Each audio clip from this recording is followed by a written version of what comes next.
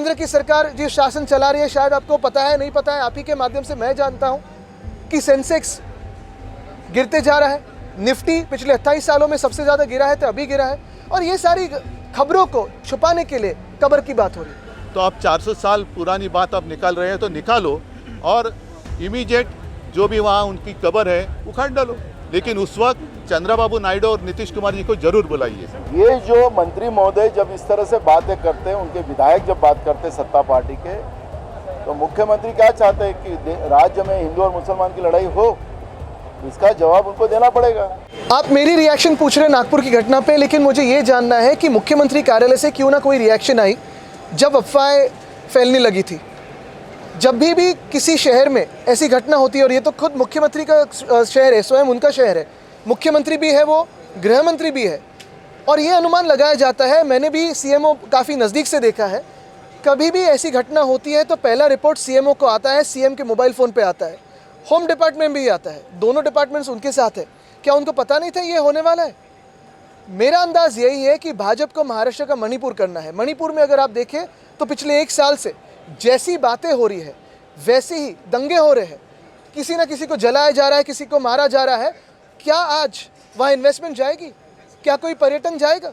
नहीं जाएगा। और यही उनको महाराष्ट्र का करना है, यही हाल उनको महाराष्ट्र की करने हैं। और जहाँ जहाँ भाजपा को शासन चलाने नहीं आता है वहाँ दंगे भड़काते।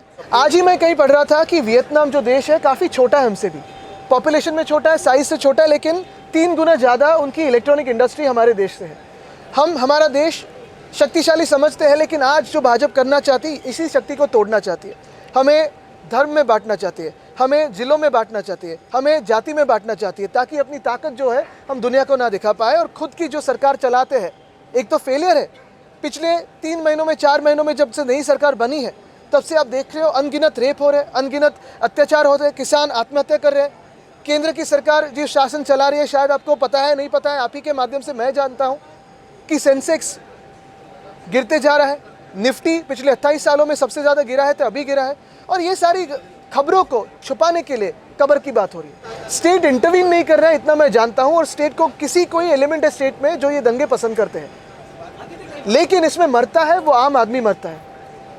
तकलीफ आम आदमी को होती है, नागरिकों को होती है। अगर आप देखें तो सारे के सारे भाजपा के मंत्री लीजिए या नेतागण लीजिए, उनके बच्चे जो है सारे परदेश में पढ़ रहे हैं या व्यवसाय कर रहे हैं। क्यों ना हमारे युवा वैसे कर सकते हैं? उनको तो यही फंसाया जा रहा है कि आज आप आंदोलन करो, आज इसके सामने नाचो, आज उस पर पत्थर फेंको, लेकिन कोई भी बात शिक्षण की नहीं कर रहे हैं। सारे के सारे लोग ये 300, 440 साल 50 साल पुरानी बात कर रहे हैं। सरकार उन्हीं के हाथों में। अगर कब्र को खोदना है, कब्र को तोड़ देना है, तो प्रधानमंत्री महोदय फ़ोन लगा सकते हैं, एएसआई को आदेश दे सकते हैं, लेकिन ये ना करते हुए ये सारी नौटंकी मूवमेंट करनी है उनको, ताकि अपनी बात चलती रहे। और देश की जो किसानों की बात है, महिलाओं की बात है, युवाओं की बात है, आम नागरिक की जो पीड़ित है, जो त्रस्त है, उनकी बातें उन्हें ना सुनाई दे। मैं तो कहता हूँ ये प्रोटेस्ट के बदले जाओ कब्र को तोड़ दो, लेकिन भाजपा के नेताओं के जो बच्चे परदेश में पढ़ रहे हैं या व्यवसाय कर रहे हैं, उनको उस प्रोटेस्ट में आगे रखो, क्योंकि केसेस होने वाले हैं वो हमारे युवाओं पे होने वाले हैं। भड़का भड़की जो हो रही है वो हमारे युवाओं में हो रही है। ये इनके बच्चे सारे जो है परदेश में मजा कर रहे हैं। और एक बात, इसमें प्रोटेस्ट की ज़रूरत ही नहीं है। ये सारा मामला प्रधानमंत्री महोदय के हाथों में है। एआईएसआई को आदेश दे और कब्र को निकाल दे, 1 दिन में मामला खत्म हो सकता है। सरकार की फेलियर है, इंटेलिजेंस को क्यों ब्लेम करें हम? मैं मुख्यमंत्री नहीं हूँ, ना ही मैं गृह मंत्री हूँ, तो मुख्यमंत्री जो है मुख्यमंत्री जी को पूछो किसका हाथ है, क्योंकि आरएसएस का मुख्यालय वहाँ है। अब इनके कार्यकाल में वहाँ डबल इंजन सरकार है ना, महाराष्ट्र में और केंद्र में, तो डबल इंजन सरकार की असफलता है। और अगर ये सरकार असफल है तो इन्होंने इस्तीफा देना चाहिए। किसकी साजिश है? और इसलिए मैंने कहा कि जिसका जन्म गुजरात में हुआ था, ऐसा औरंगजेब, जब हमारे छत्रपति शिवाजी महाराज उनके पश्चात महाराष्ट्र के ऊपर उन्होंने आक्रमण किया था और महाराष्ट्र में उनकी कब्र बांधी गई। बार बार कहना ठीक नहीं, लेकिन सच्चाई है कि गुजरात में जिसका जन्म हुआ था वो औरंगजेब महाराष्ट्र के खिलाफ, छत्रपति शिवाजी महाराज जी के खिलाफ जो महाराष्ट्र में आए थे, वो वापस आगरा नहीं जा सके। तो आप 400 साल पुरानी बात आप निकाल रहे हैं तो निकालो और इमीडिएट जो भी वहाँ उनकी कब्र है उखाड़ डालो। लेकिन उस वक्त चंद्रबाबू नायडू और नीतीश कुमार जी को जरूर बुलाइए। अगर भारतीय जनता पार्टी बीजेपी को हरे रंग से कुछ तकलीफ है तो उनके झेंडे पर जो हरा रंग है वो उन्होंने हटाना चाहिए। तुम्ही आमच्या भगव्याला कलंक लावण्याचा प्रयत्न केला, शिवसेनेचा भगवा जो शिवछत्रपतींचा भगवा आहे त्याला कलंक लावण्याचा प्रयत्न केला आणि तुम्ही आम्हाला हिंदुत्व शिकवता। तुमच्या झेंड्यावरचा पहिला हिरवा काढा। पूर्व नियोजित अगर राज्य के गृह मंत्री और वो शहर के हैं, अगर वो इस बात को अगर दुजोरा दे रहे हैं तो तुम्हारी पुलिस क्या कर रही थी, उसका तो जवाब देना पड़ेगा।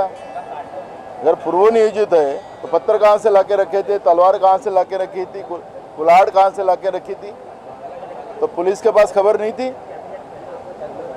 जो बजरंग दल के लोग, विश्व हिंदू परिषद के लोग वहाँ पर पहले से ही धमकी दे रहे थे।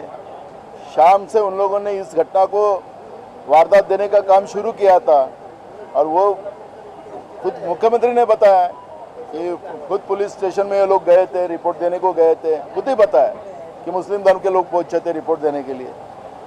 तो फिर ये सब सुनिश्चित था, तो पुलिस की असफलता उसमें सामने आती है।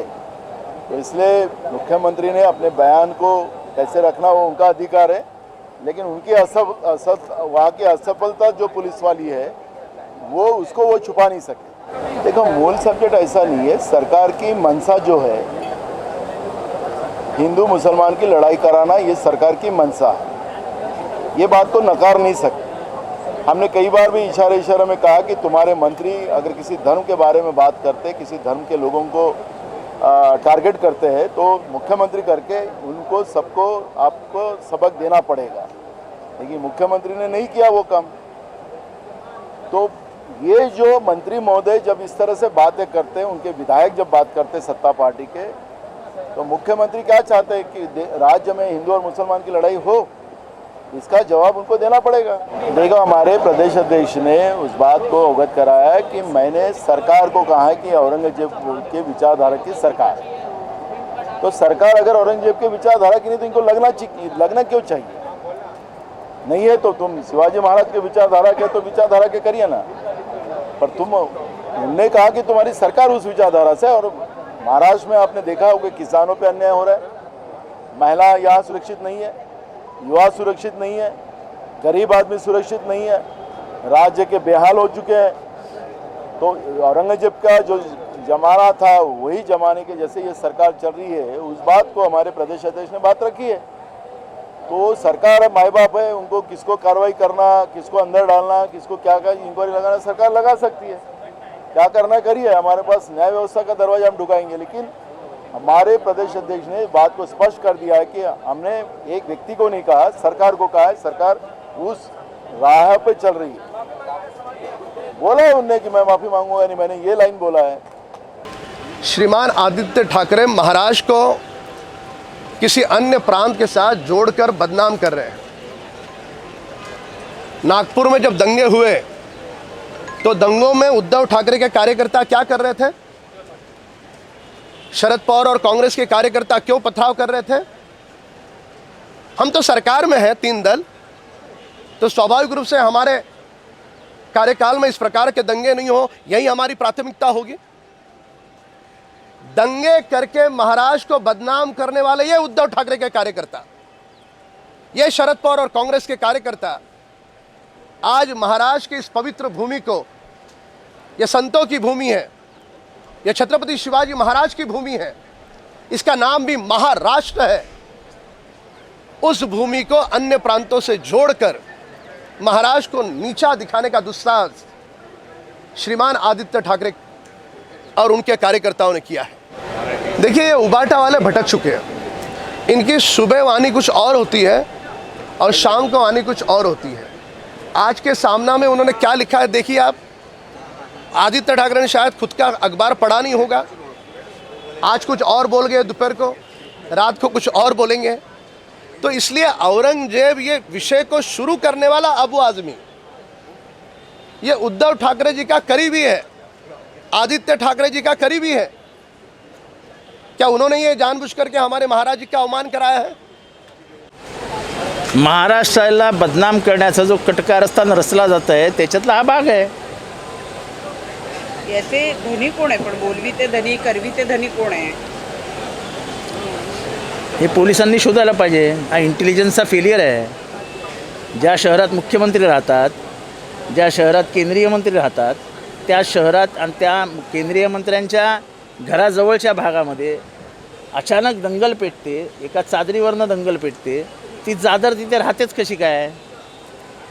मला आठवतं, मला माहिती आहे की एखादा पुतळा जाळला आंदोलनाच्या दरम्यान तर पहिल्यांदा पुतळा गायब केला जातो. ती कुठलीही निशाणी नको, वाद नको. ती चादर राहते कशी काय? हा हे हे हे दुर्लक्ष झालं आणि त्याच्यामुळे सगळं घडलं ना. पोलिसांना जबाबदार धरायचं की नाही? पोलिसांनी आपली जबाबदारी पार पाडावी ना. माझं एवढंच म्हणणं आहे, औरंगजेब नाही तुम्हारे जेब के ऊपर ध्यान दो. औरंगजेबला पुढे करून तुमचा खिसा व्यवस्थित कापला जातोय तो बघा.